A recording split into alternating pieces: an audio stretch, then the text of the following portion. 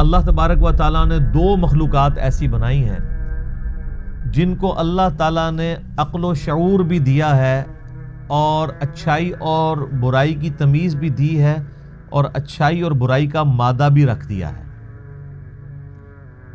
عقل و شعور فرشتوں میں بھی ہے، لیکن ان میں اچھائی اور برائی والا مادہ نہیں ہے، وہ صرف اچھائی کو جانتے ہیں اور اچھائی کرتے ہیں۔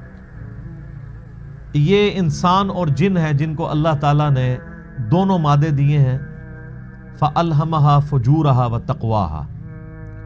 اسی لیے قیامت کے دن اکاؤنٹیبلٹی بھی انہی دو مخلوقات کی ہے۔ وَمَا خَلَقْتُ الْجِنَّ وَالْإِنسَ إِلَّا لِيَعْبُدُونَ۔ اور اس سے پہلے پارہ نمبر 27 میں ہم نے 31 مرتبہ 31 ٹائمز اللہ تعالیٰ نے جمع کیا ہے دو بھاری گروہوں کو ایک آیت کے ذریعے خطاب کر کے، فَبِأَيِّ آلَاءِ رَبِّكُمَا تُكَذِّبَانِ۔ اے جنوں انس کے دو بھاری گروہ ہو، تم اپنے رب کی کن کن قدرت کی نشانیوں کو جھٹلاؤ گے۔